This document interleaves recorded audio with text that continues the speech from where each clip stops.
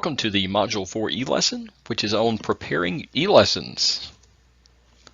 The objectives for this e-lesson will define the term e-lesson, describe the techniques when creating an e-lesson, and then finally we're going to look at how we actually create an e-lesson.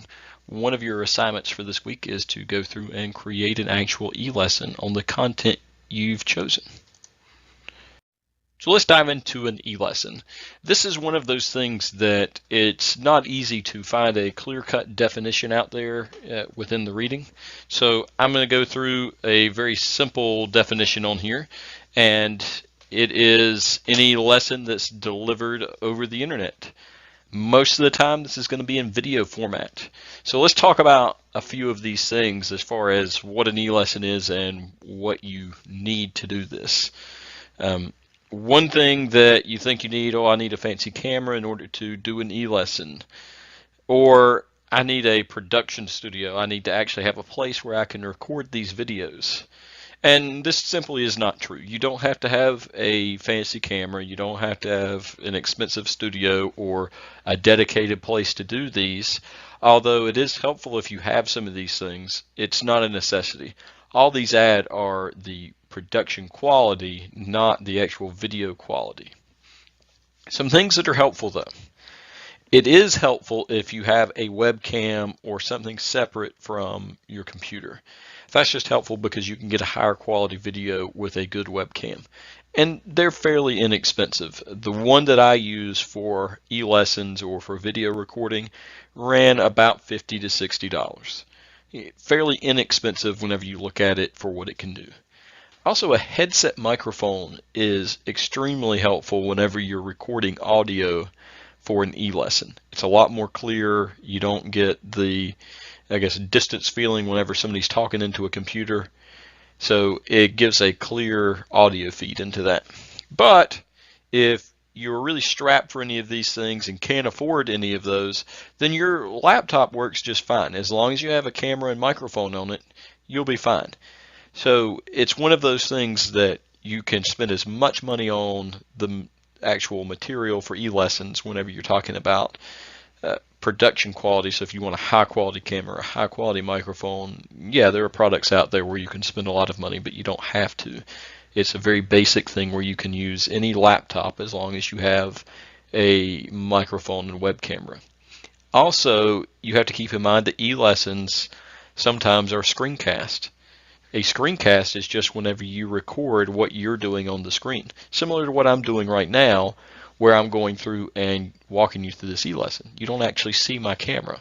So the only tool I needed for this was a microphone. And those are things that you really answer whenever you're going through and completing the e-lesson. You'll find out that the tools are there. We just have to know where to find them. And then lastly, the last thing you'll need for an e-lesson when we talk about delivering it online is some type of delivery system or way to keep it all together. I like YouTube, but we'll get into some of these tools a little bit later. But keep that in mind that an e-lesson is simply a lesson delivered over the internet. And most of the time it's in video format. So some important tips, some things that we don't necessarily think about when we go through and start creating a video is plan it out. The more planned out it is on paper, the better off you'll be whenever you start going through the screencast. This doesn't mean you have to script everything, although if you need that, certainly do that. It does mean that if you're going through this and you're not really sure where it's heading next, it's going to be an awkward silence because you're not sure where it's going to go. So make sure to plan this out ahead of time. At least know where you want your screencast to go. Start with the objectives. So whenever somebody's watching the instructional video, they should know exactly what's going to come up or why they're even watching it. It builds in that level of, understanding whenever you know what's coming versus, well, I'm going to watch this video, but I'm not really sure why I'm watching it. I'm just watching it because my teacher told me to. So start with those objectives in the first one or two scenes. Keep it short. Now, the readings you did this week vary because if you're looking at the readings from NC State, it suggests no more than 15 to 20 minutes. I would say that's too long, but if you're looking at it as far as a collegiate level course, maybe it needs to be 15 to 20 minutes. Rule of thumb, don't make it any longer than it needs to be. And if it's any longer than 10 minutes, you probably need to break it down into smaller sections. 10 minutes is about the max you want it. Now, if we're talking about elementary school children or middle school, I would say 5 minutes is about all you want them watching a video before you break it up into smaller videos. So you'll have to use your judgment on this, but the shorter the better. If you think about it this way, whenever your attention starts wandering, that's probably when your students will start kind of getting off task and going a different direction. So shorter is better. Only present the core ideas. Don't get into a lot of complicated details in the e-lesson where they're very abstract thought. You don't need to present every single thing on your mind in an e-lesson. What you do need to do is present the core concepts within that lesson. So the most important things. So if you have a lot of important things, you may want to consider breaking it down into different e-lessons. Not everything has to fit into one video. Go for production, not perfection. So if you catch yourself messing up, don't worry about it. Either get software where you can edit out the imperfections, or learn to deal with the imperfections and look at the production quality of it. Did you get your message across? Did you actually keep it as short as possible? Is it something that's coherent? Does it make sense? Is it a good video? Don't worry about being perfect. I mean, you don't worry about being perfect in class because you know you can't take it back. So if you mess up and say the wrong word in class, you don't sit there and go, hang on, let me start over. We'll have another day. Just like now, I'm sure you heard that a bell went off in class. So it's one of those things that go for the production quality. If there's a mistake in it, just kind of shrug it off. Not a big deal. As long as the core ideas are there, it's fine. Also understand that it's not a standalone method. So an e-lesson is not the only way to deliver content. You need to have other things built into the lesson. Don't just assume that, well, I told them the material, you know, I went through all the core ideas and the big ideas of it, that should be enough, it's time to test. No, there needs to be other things built in, like assignments, discussions, reflection time. Other things have to be built in along with the e-lesson. So don't count on the e-lesson doing all of the teaching. There needs to be more built in. Let's look at some other considerations. Those are kind of techniques and best practices. So some other considerations, and all of these things are pulled from your reading. Accessibility. So think about the accessibility that your students have. For one, you need to know disability-wise, can all of your students access the material that you've given them?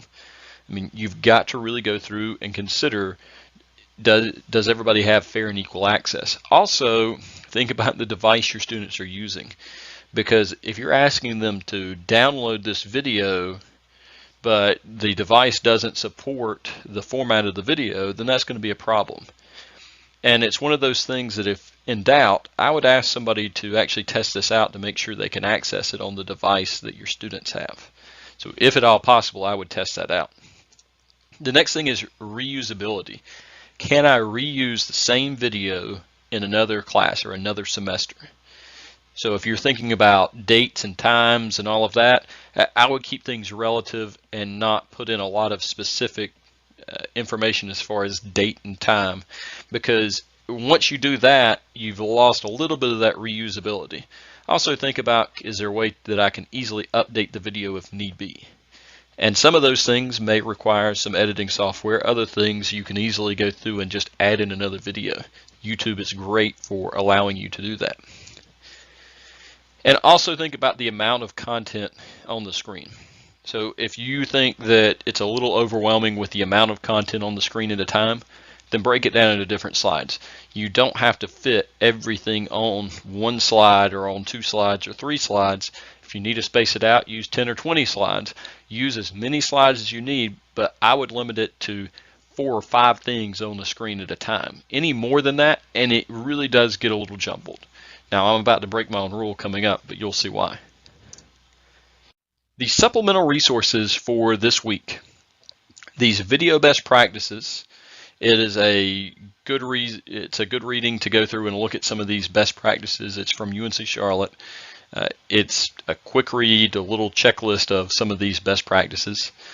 And then let's use video to reinvent education. It's actually from Khan Academy, or from the founder of Khan Academy, on using video in education.